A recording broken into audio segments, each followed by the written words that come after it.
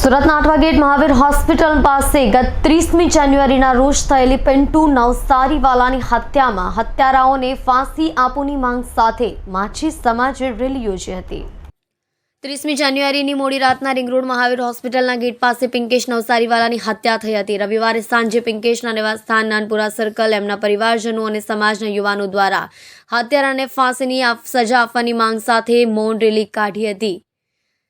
મકાઈ પુલ સુધી રેલી પહોંચી હતી। રેલીનું આયોજન મચ્છી સમાજના નેજા હેઠળ કરાયું હતું। મચ્છી સમાજના પ્રમુખ ચેતનભાઈ ખોડવલવાળા તથા અન્ય આગેવાનો પણ રેલીમાં હાજર રહ્યા હતા। નાનપુરામાં એકતા સર્વિસ સ્ટેશનની લાઇનમાં ખંડેરાવપુરા ખાતે રહેતા પિંકેશ ઉર્ફે પિન્ટુ રમેશભાઈ નવસારીવાલા ગત 30 જાન્યુઆરી મંગળવારે મધરાત્રે હત્યા થઈ હતી। અક્ષય ઉર્ફે અવી અને પિન્ટુનો છેલ્લા 6 માસથી નાણાકીય લેતી દેતી મામલે વિખવાદ ચાલી રહ્યો હતો, જેની અદાવત રાખી અવી ઉર્ફે અક્ષુ દીપક પટેલ, બાલાજી ઉર્ફે રૂપેશ, હાર્દિક ગજ્જર સહિતની ટોળકીએ ડુમસના લગ્ન પ્રસંગમાંથી 2 કારમાં Athwa gate Mahavir cardiac hospital પાસે પહોંચ્યા હતા।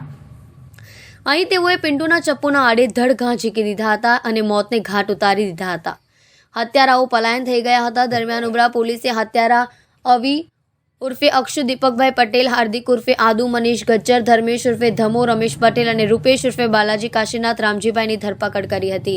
ઉપરોક્ત બનાવને પગલે પિન્ટુ ઉર્ફે પિંકેશના પરિવારજનોને સમાજમાં ઘેરા પ્રત્યાઘાત પડ્યા હતા।